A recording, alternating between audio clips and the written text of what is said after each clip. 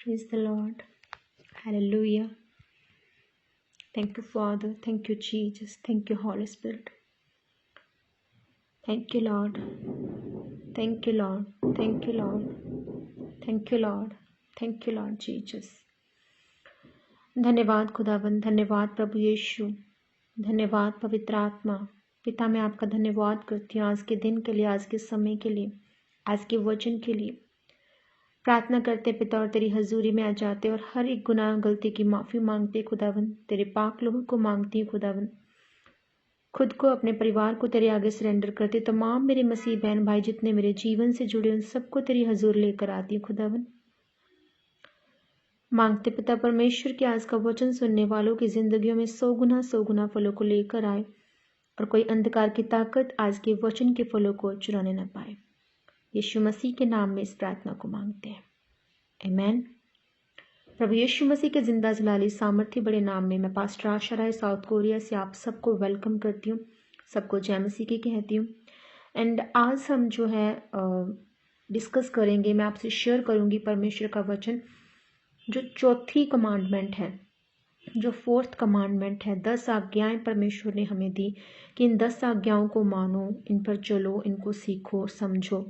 Hallelujah.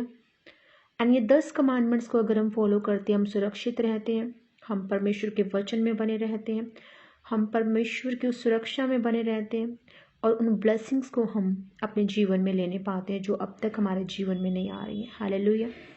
हम Bible की 66 जो बुक्स हैं उनको, वचनों को याद नहीं रख पाते, पर अगर हम इन 10 कमांडमेंट को अपने जीवन में लेते हैं तो हम अपने जीवन में बरकत, आशीष को देखते हैं। हालेलुया।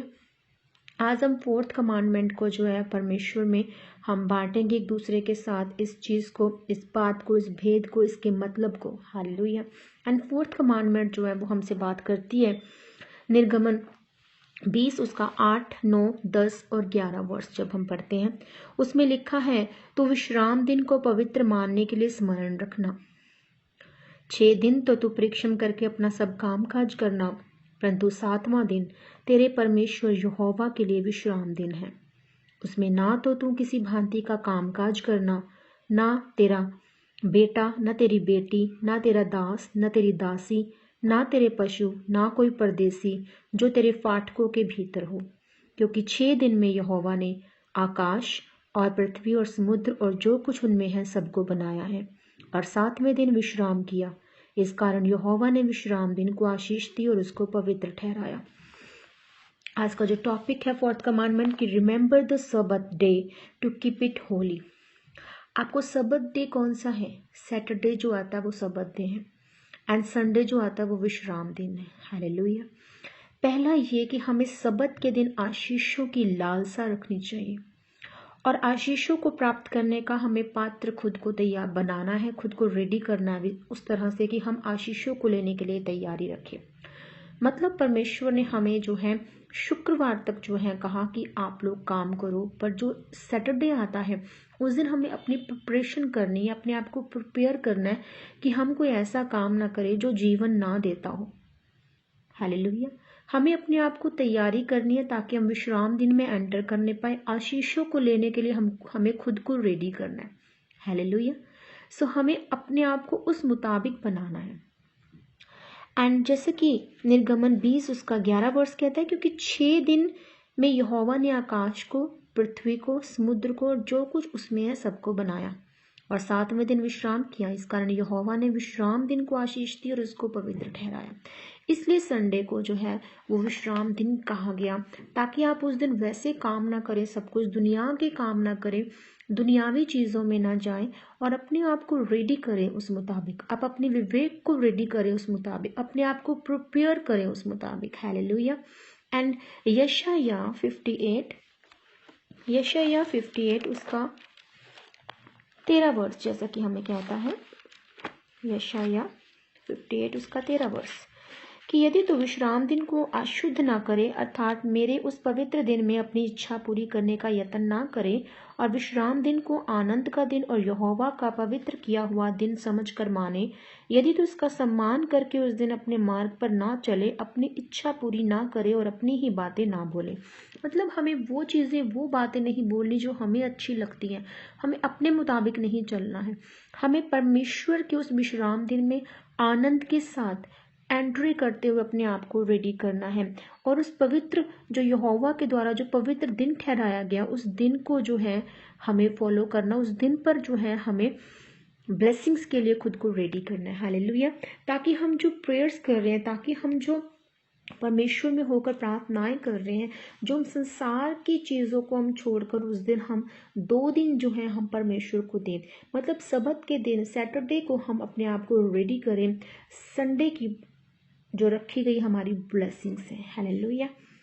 एंड परमेश्वर ने कहा कि तू इन चीज़ों का सम्मान करके उस दिन अपने मार्ग पर ना चलना। जो तेरा मार्ग, जो तुझे लगता है कि मुझे इस मार्ग पर चलना है, इस दुनियावी मार्ग पर चलना है, तुझे उस मार्ग पर नहीं चलना है। तुझे अपनी इच्छा पूरी नहीं करनी है, अपनी बातें नहीं बोलनी है। तुझे मेरी इस कही गई बात को, इस रिस्ट्रिक्शन को, इस आज्ञा को मानना है। Praise the Lord. And second कि सबत के दिन परमेश्वर को आपको अर्पण करना, अपना आप आपको परमेश्वर को अर्पण करना है। अपना आप परमेश्वर को आप कैसे अर्पण करते हैं?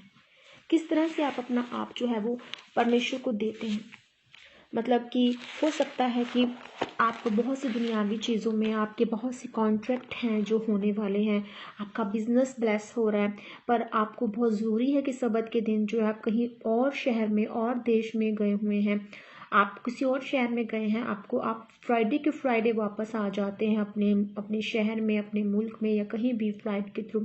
देन आपको उस जो आपने प्रिपरेशन की है अपने आप को कि कुछ भी हो जाए, सबत के दिन आपको प्रिपेयर होना है विश्राम दिन में एंट्री करने के लिए। हालेलुया।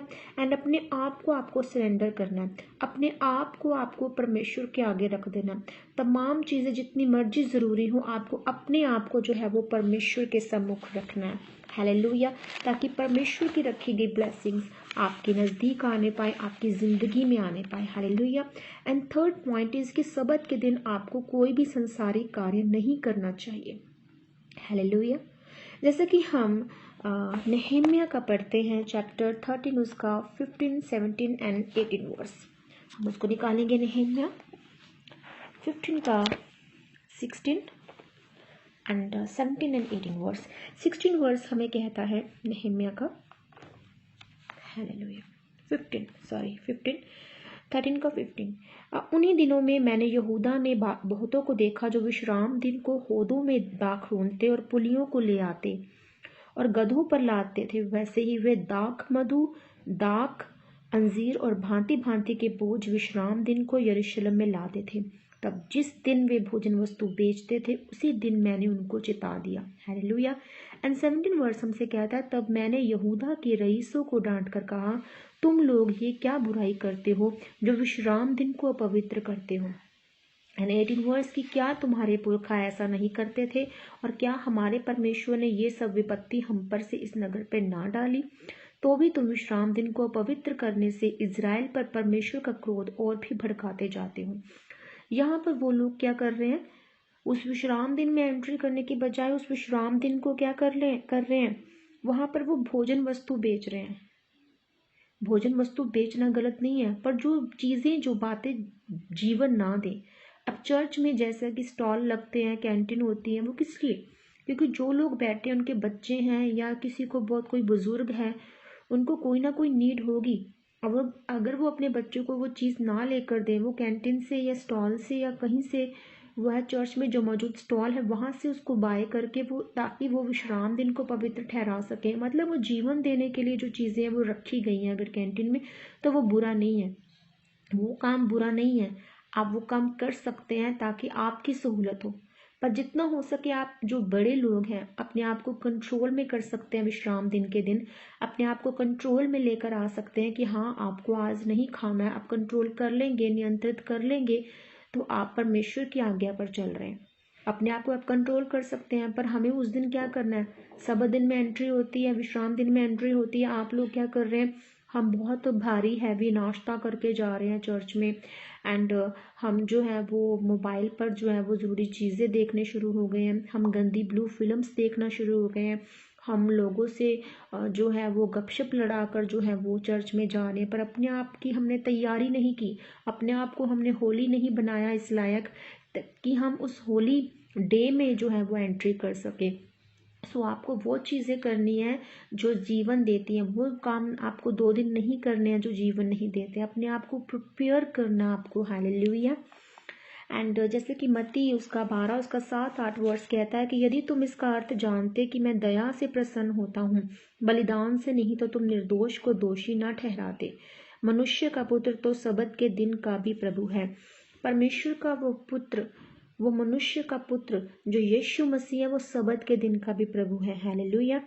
आप जैसे कि पुलिस है, हॉस्पिटल है, सेना है, जवान है, हम इनको नहीं मना कर सकते। अगर हॉस्पिटल ना हो गए, कोई इमरजेंसी में है, तो वो बचाया नहीं जाएगा। अगर सेना के जवान हमारी रक्षा नहीं करेंगे, वो हमारी रक्षा कर रहे हैं देश के बॉर्डर पर, तो वो भी हमारे लिए क्या है, उल्लंघन होगा। वो परमेश्वर का भी और परमेश्वर के लोगों का भी। हालेलुया। तो वो हमारी सेफ्टी के लिए, हमारी सुरक्षा के लिए वो वहाँ पे तैनात है।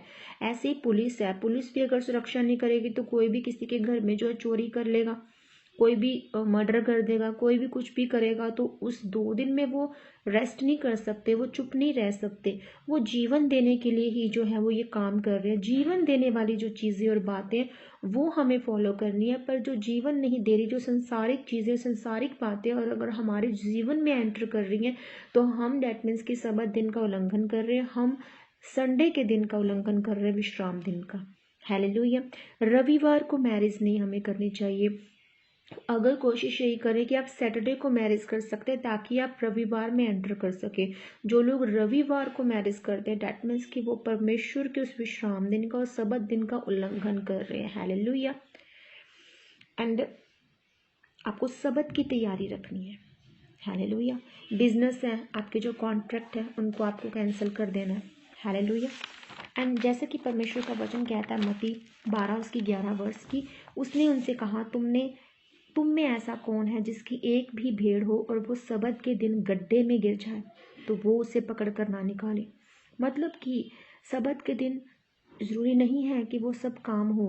कोई अगर मर रहा है, कोई अगर दुख तकलीफ में, आप उसको बाहर निकालेंगे। हालेलुया। एंड बिना व्यवस्था का उल्लंघन किए आप सबत के दिन में विश्राम करने पाएंगे। जीवन देने वाले जो काम है वो आपको करने हैं। पुलिस है, हॉस्पिटल है, सेना, ये सब ज़रूरी काम है, ये जीवन दे रहे हैं। हालेलुया। नहम्याह 13 उसका 22 वर्ष, जैसा कि हमें कहता है 13 उसका 22 वर्ष। तब मैंने लेवियों को आज्ञा दी कि अपने अपने को शुद्ध करके फाटकों की रखवाली करने के लिए आया करो ताकि विश्राम दिन पवित्र माना जाए। हे मेरे परमेश्वर, मेरे हित के लिए ये भी स्मरण रख और अपनी बड़ी करुणा के अनुसार मुझ पर तरस खा। परमेश्वर आप पर दया करते हैं, अनुग्रह करते हैं अगर आप परमेश्वर के उस विश्राम दिन को जो है पवित्र मानते हैं। एंड पहला यूहन्ना 3 उसका 21 से 22 पाप हमें कहता है कि हे प्रियो, यदि हमारा मन हमें दोष ना दे तो हमें परमेश्वर के सामने हियाव होता है और जो कुछ हम मांगते हैं वो हमें उससे मिलता है, क्योंकि हम उसकी आज्ञाओं को मानते हैं और जो उसे भाता है वही करते हैं। हालेलुया। तो हम ब्लेसिंग्स को देखते हैं। हालेलुया। सो आपको वो काम करने हैं जो आप परमेश्वर को भाते हैं, जो परमेश्वर की आज्ञा, जो परमेश्वर के मार्ग है, जो परमेश्वर की ओर से आशीषें रखी हैं, वो डिवाइन आशीषें आपके जीवन में आनी शुरू होंगी। सो खुदावन आप सबको आशीष और बरकत दे। आज की इस कमांडमेंट के जरिए आप इसके मीनिंग को समझें और अपने जीवन में आशीषों को लें। सबको मेरा जय मसीह की। God bless you. खुदावन आपको आशीष और बरकत दे।